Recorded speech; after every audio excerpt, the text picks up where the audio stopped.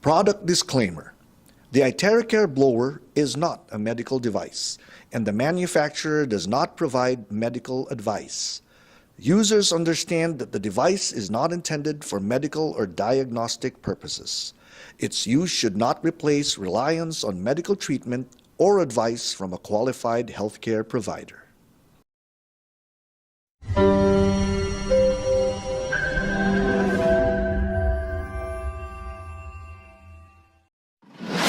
A true leader knows the way, goes the way, and shows the way.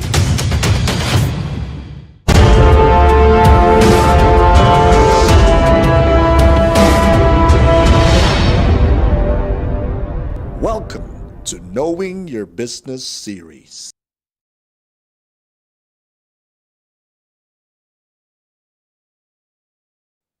Good more learnings, everyone. I am Joyce Mandigma, and I'm going to discuss to you about the different types of blowers. Let me pull up my slides first. Before I'll start, I want to share to you the objectives that at the end of this topic, all of us will provide a comprehensive information about iTeraCare blowers, including its specifications. We will also highlight the difference of each device from its unique features and functionalities. All right, so there are only two objectives for this topic. So it is very important that as we share our products, specifically the blowers, we know the terms that we are going to use in describing our blowers. So, of course, let's define first the terms that we are going to use when we share this. Number one is blower. So, yun po ating product is the blower per se. It's like a hair blower, but what is really the definition of a blower? It is a mechanical device for creating a current of air. So, when you turn it on after attaching it to the outlet, so it creates a current of air. Now, the next term is swivel. All right. So ito yung sa classic natin that there is a tube or a part of the blower that we are going to attach. So we call it a swivel. Okay, we are going to see this in the difference in the table wherein the blowers are being differentiated. So swivel, it's attached, connected, or closed by screwing onto another part. Okay, next term is composite. These are plastics which are strengthened with fibers, fillers, particulates, powders, and other matrix reinforcements to provide improved strength and or stiffness. Okay, next term, blue light. Okay, so ito, when we turn on our blower, you see a blue light that is reflected. All right, so this is known also as a high energy visible light. It's a color in the visible light spectrum that can be seen by human eyes. Just to share, no, these blue lights are according to the scientist, this suppresses the cells that causes inflammation in the skin. Kaya minsan we ask, why blue, not red or not orange? So that's the reason why. All right. So next term is split lead. All right. So with our different blowers, there are numbers of split leads in there. There are 2, 3, 4. Okay, which I will be discussing later. So what is a split lead? It is a specific wavelengths of blue light to target and treat various health concerns. It is based on the principle that certain wavelengths of light can penetrate the skin surface and interact with cells and tissues, stimulating a range of therapeutic effects. Okay. Number 6, the term is convection. So this is the movement of particles through a substance, transporting their heat energy from hotter areas to cooler areas. And lastly, ambient heat. This is the heat generated related to immediate surroundings, the temperature of the air where you are at. This is the average air temperature kung nasaan kayo, no? This feature is seen in our Premium Plus. So when you are being asked, ano yung number one? All right? So that is the ambient air. Hindi ganun kainit, hindi ganun ka lamig. But actually, it is generated kung ano yung nasa surroundings mo. Yan. So, all right. After defining the important terms we should know, no? At saka ito mamaya makikita natin sa table ng mga each blower, the differences of each blower. Then now we can imagine how our blower works, right? So what is the mechanism of action? Sometimes we have friends who would ask you, what is that? It's like a microphone, di ba? O hindi lang to ordinaryong blower. All right, so this is how it works, di ba? So we have to be very excited to tell them how it really works. Okay, so just like our regular hair blower, when the power is turned on, the mechanical fan, dito po sa ating blower, there are types of fan kasi na ginagamit. So here, eggshell fan po yung naka-attach. Then it will generate airflow. Then as it generates the airflow, di ba po, pagkasaksak, tutunog na yon. So it passes through the heating element, producing a warm air forced by convection. All right. So may hangin na. So what happens next? Then the wave now passes through the quartz tube. Remember, in our blower, meron po tayong quartz tube dyan, yung hindi dapat talaga mahulog at mabasag or else. Diba? So there, the air would pass by there wherein doon po kasi sa ating optical quartz or the optical tube, there are crystals embedded on it. And doon sa crystals are minerals. So kung i-divide natin, chop natin siya, there are atoms there, no? Meron din mga positive and negative particles. So when the blower is turned on, it will begin to vibrate. Okay? Now, producing the frequency that is needed to be delivered doon sa ating katawan. All right. So when the blower is now pointed to the body, non-ionizing frequencies are delivered directly to the skin through transdermal delivery. All right. So I just want to share one question that is very important here. So what is the difference when I'm using this kind of blower? All right. What if I'll just use the classic and then I'll use the pro? What is the mechanism of action? What is its difference? So dito po we can see that the wave passes through the quartz. So the quartz in each blower is different. I mean, the size, also the coverage of the blue light is different because iba-iba po yung LED lights, number of LED lights per blower. Alright, so hindi po natin sasabihin na mas effective si ganito, mas effective yung itong blower na to. It has the same frequency, terahertz, but it varies now in the ating mga physical features and the features of each and the power that is being used.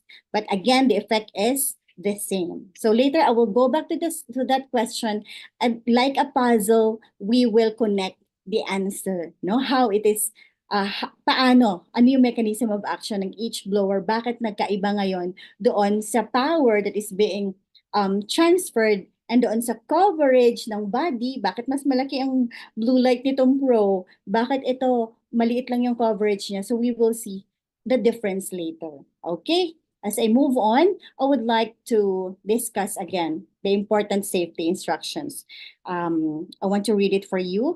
This appliance may be used by children 8 years of age and older, and by persons with physical or mental impairments, or by inexperienced persons, if they are properly supervised or have been informed about the usage of the product in a safe manner and understand the potential dangers. Children must not play with the appliance. Cleaning and maintenance performed by the user must not be performed by unsupervised children. Do not use this appliance near baths, shower, wash basins, or other containers containing water. If you will be using the appliance in the bathroom, unplug it from the socket after use because the presence of water, presents a hazard even when the appliance is turned off. As additional protection, we recommend installing a residual current device with a nominal trigger current no higher than 30 mA. Ask an electrician for advice. So these are very important when we also speak to our friends who have blowers or when we explain about our blowers. All right. So let's start with our iTera Classic. Okay, this is our iTera Classic. All right, this is the packaging. So it's easy to pack and store with a portable and foldable device. Okay, so yun po yung swivel, you attach it before using. It is convenient to carry around with a handle. Okay, and easy to use with this compact version. So what are its features? The shape is, yun nga, two pieces screw on. Okay, reminder po, kailangan po natin talagang i-attach before using or else you are introducing an air full of radiation. Okay, so next, the length. It's 35 centimeters. The length of the cable is 2.30 together with the swivel when you connect them na. Then the color is red. The material is composite. Switch position is at the base. Okay, so how many switch levels meron ng ating iTeraCare Classic? It has 3. All right. The mode 1 is low speed and then medium heat. Mode 2, high speed and then medium heat. Pero pag mode 3, it's already high speed and high heat. Okay. What else? The recommended usage time is only 30 minutes, meaning papahingahin po siya, no? So that it will not, hindi siya mag-overheat. And also, ito po yung mapanatili natin, no? Yung ating blower na safe and of course, hindi agad-agad masisira. Alright, so after 30 minutes, parest mo siya ng maybe another 30 minutes and then you can use it again. Okay. So with its sound, the mode 1 is low lang po yung zzz, ganun lang siya, no? Hanggang sa pag mode 2 and 3 talaga pong pangmalakasan yung hangin. And then the target light, it's the blue light is 2 LEDs, no? Split 2 LEDs. Ibig pa sabihin dito, when the blue light are being, kaya siya nasi-split so that it is for the coverage. So the more na nagkaroon ng split LEDs, the more coverage na, madaming coverage ang maanuhan ng ating blue light. So with our classic, two split LEDs lang siya. Okay? And then the packaging is carry box. Okay. Next blower is our iTeraCare Premium Plus. Okay, yan. So the overall packaging style is based on a simple practical visual language with high quality as the primary design intention, aiming to give the product a completely new packaging image. So, ano na siya, carry-on bag siya. Okay, so it's a single piece blower with 31.3 centimeters of length. The cable is 2.75, non-swivel kasi wala ka nang i-connect. It's single piece. The color is purple. All of the materials po ng ating blowers are composite. Okay? Ito naman, the switch position is in the middle. And there are 3 switch levels. The mode 1 is high speed. Ito po yung merong ambient heat.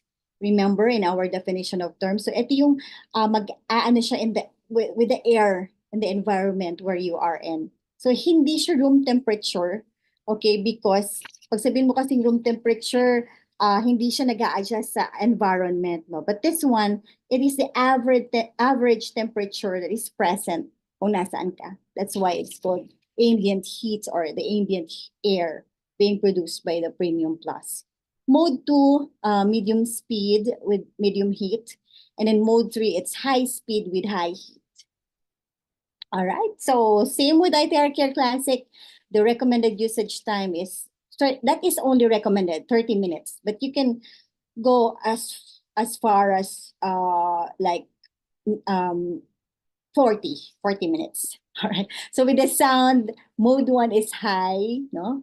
And then yung mode 2 po, it's low. Really, it's like it's mahinhin. You can talk, no, to each other while doing the session, the blowing session. But with mode 3, it has a high sound. So what is its extra feature? So every blower, meron po tayo talagang distinct feature, no? With our Premium Plus, ang kanyang distinct and extra feature is that it has an indicator lights beep every 2 minutes. So when you do the protocol, okay, so you don't need to have a timer with you as it beeps. So it means that nag 2 minutes ka na doon sa area na yun. And then with your continuous usage, after 30 minutes, it will also beep. Okay? So here po, tatlo po yung split LED ng ating Premium Plus. Alright? And the packaging is a carry bag. All right, let's move on to the next blower, which is our iTera Premium. So this is how it looks like. It has a blue bag in it, no? It is also a single piece blower, all right? And the color is gray with blue trimmings. So again, it's non-swivel. The material is composite. The switch position is in the middle.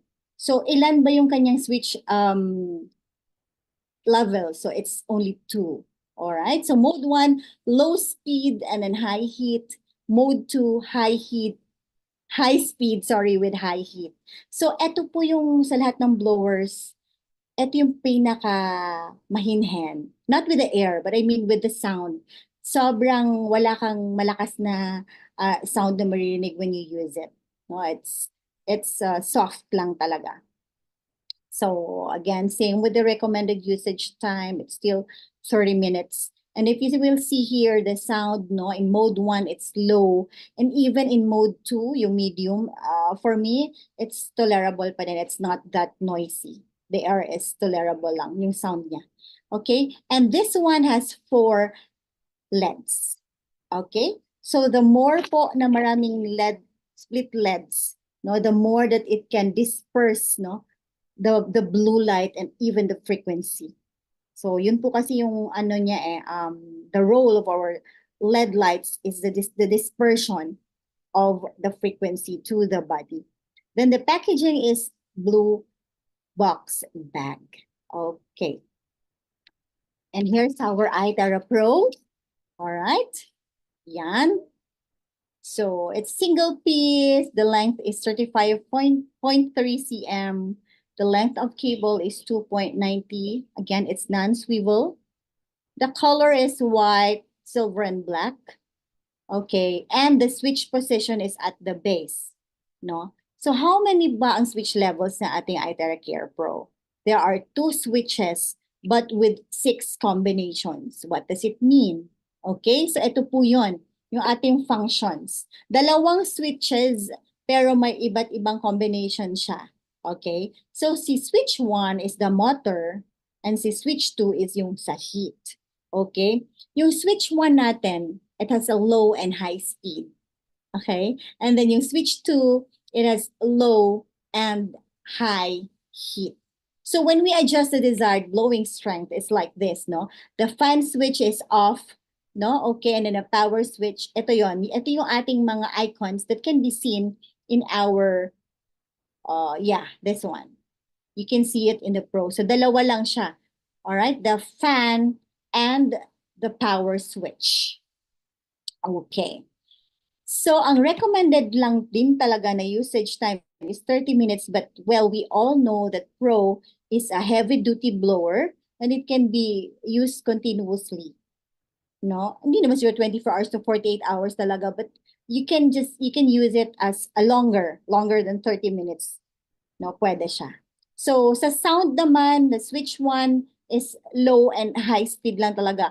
If you will turn on the what do you call this, the motor, no? Kasi yung ano niya, kapag talagang malakas siya, wala po siyang silent. So even the low switch, when you switch it on the low mode, the air is still talagang maririnig mo, no? And specifically then, most especially kapag nasa high siya, it's more talaga yung sound niya.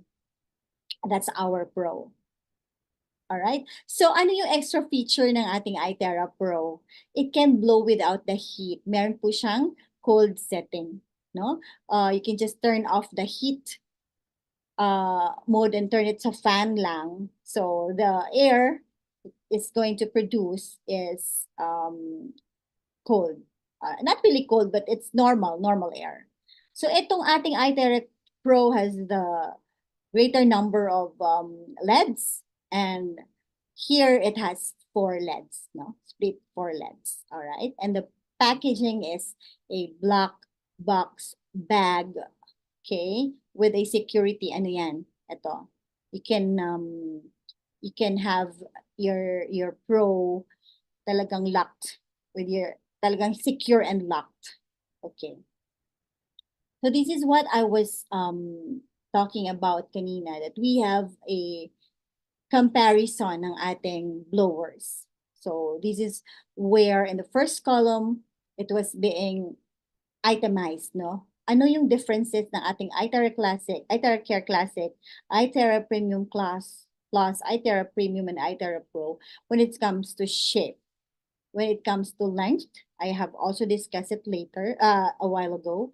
The length of cable, the color, the material, the switch position, everything is in here. Okay, so you can have maybe ask for a copy. Yeah, I can give you also, and you can ask from your sponsor or from your mentors. So dito makikita nyo that the extra features here are being also written on the table, and the target light. So now we know na yung blue, kaya pala siya blue light, it's because it has a therapeutic effect, no, on our body, no, as scientists. According to the scientists. So it can reduce also inflammation. That's why it's blue light. So itong split 2 LEDs, 3 LEDs, 4 LEDs, it means it's about the dispersion of the blue light to the body. And then, yun, then the extra features are there already, in even the sound. All right? So now, if you are being asked, di ba, ano bang kaibahan nila talaga?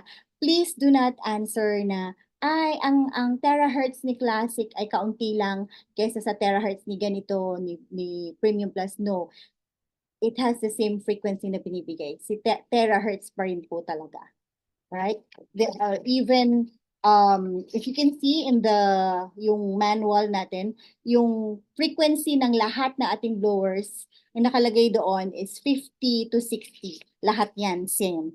But it differs on the power voltage, no? Iba-iba per blower. Like in the Classic, the power is 530 watts, Premium Plus is 100 to 530. Premium is 500 to 650, Pro is 1 to 215. It is the power supply. Okay? So when somebody will ask you, masyado bang mahal if I'll use the Pro, if I'll use the iTera Classic? Well, I made a computation. Of course, I will not thoroughly discuss it here, no, but usually kasi ngayon 11.43 per hour lang, 'di ba? So let's say 12 pesos. So i-multiply mo lang yan, no? There's a formula for that. When I tried to solve it, sobrang late lang ng kain sa kuryente naman. So when you will be asked about it, you just say minimal lang po talaga. No, although yeah, pag si Pro, a little parang siya yung parang nung kinompute ko, ito yung parang 12 pesos yon per hour, no? But the rest it's less than. So, if you'll be asked kung mahal, kung magastos ba, then you can answer them na minimal lang po talagang sa ating kuryente. So, ano pa ang kaibahan, no? When we talk about our blowers, all right, if the optical quartz is bigger, like in our Pro compared to Classic, ibig lang sabihin dito is that kasi nga through piezoelectric property, no, through piezoelectricity, doon kasi na kumbaga pa na itutulak ng air yung ating frequency going to the body, kung saan mo siya itututok. So with Classic, compare mo sa Pro, syempre mas bigger din yung ating optical quartz sa Pro. Ibig sabihin noon, the oscillation, no, is faster. The oscillation is quicker. So pag-deliver po ng ating frequency through the power, which is yung hangin po ng Pro, ikumpara mo naman sa ating classic, it's really different. So pag-deliver po ng ating terahertz frequency to the body, sa iTeraCare Pro po, very fast lang and quick siya. Alright? So yung ating healing, we will not claim healing, no? So when we talk about the self-healing ng katawan, no, it's when we use the Premium Plus, or when you compare it from the lower to the higher, natin ng ating blower, so it's faster than the classic or than the Premium Plus, than the Premium when you use the Pro. But then again, the effect, all right, the effect to our body is the same. Wala pong pinagkaiba. Terahertz pa rin po ang ating dinideliver. No? It has the same mechanism of action, and I believe it's just about yung coverage din, because magkaiba yung ating LED lights, no? Magkaiba yung ating iba-iba siya, no? The feature, kung paano din yung power na ginagamit, it's different from each blower. But then again, wala pong kaibahan doon sa ating dinideliver na frequency, which is terahertz.